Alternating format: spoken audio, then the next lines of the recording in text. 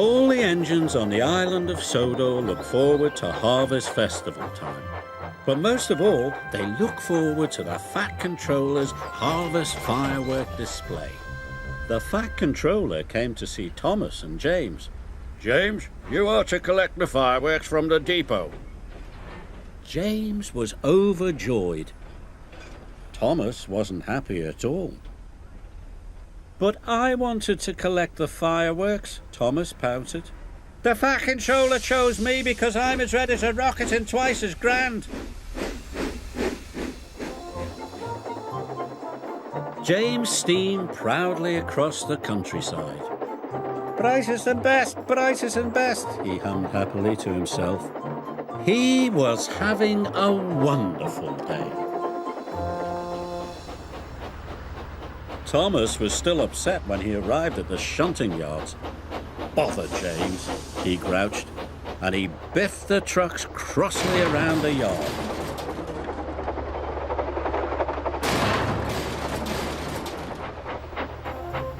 When James arrived at the depot, he was very excited.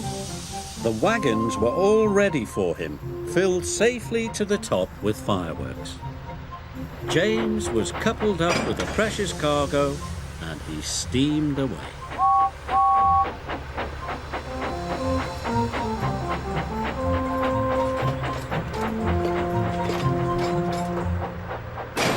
Thomas shunted the last truck crossly into place. The trucks were glad that job was finished. James happily steamed along. He was thinking about the fireworks. He was imagining all the sparkles, flashes, and shooting stars when suddenly James ground to a halt. I will have to go and call for help, said his driver. Thomas puffed back into Knapford Station as Gordon was letting off his passengers. Children and grown-ups from all over the island had come to see the fireworks. Seeing the children cheered Thomas up.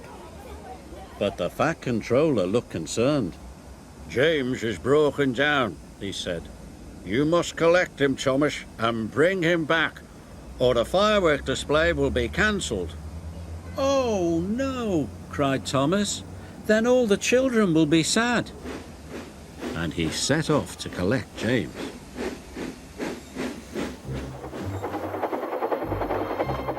Thomas puffed across the countryside. Even with his light on, Thomas knew he had to be very careful.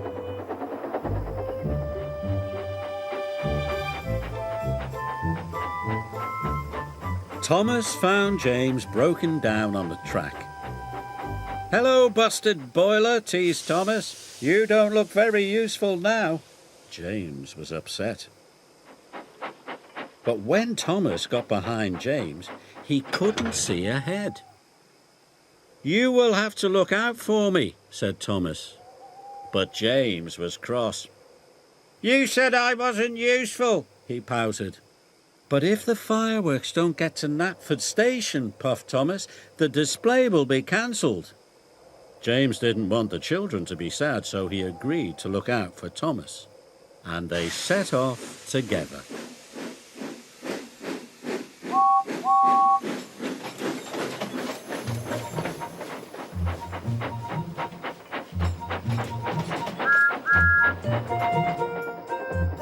When the track was straight and clear, James called out, "Go faster!" And Thomas did.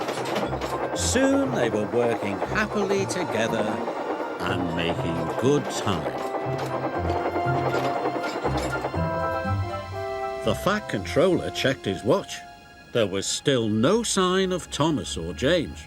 It's very late, he thought. It's almost the children's bedtime. Even Gordon was worried. I'll have to cancel the display, said the Fat Controller. So the disappointed children started to board the coaches. At last they could see the signal lights. The signal had turned red. Thomas and James stopped. Why would the signal be red? Maybe a passenger train is coming through, puffed Thomas. Gordon must be taking the children back, cried James. Thomas and James were very upset. We're here, they cried, and sounded their whistles as loudly as they could. But no one could hear them. The children were all on board. Gordon was ready to depart. Then Thomas had a bright idea. "Send up a rocket," he told his driver. So his driver carefully lit a rocket. He stood well back as it whooshed into the sky. The rocket burst into stars. "A sparkling dragon," cried the Fat Controller. "It must be Thomas and James." "Stop, Gordon," he said. "The firework display is back on." The junction signal turned to green, and Thomas and James were soon on their way.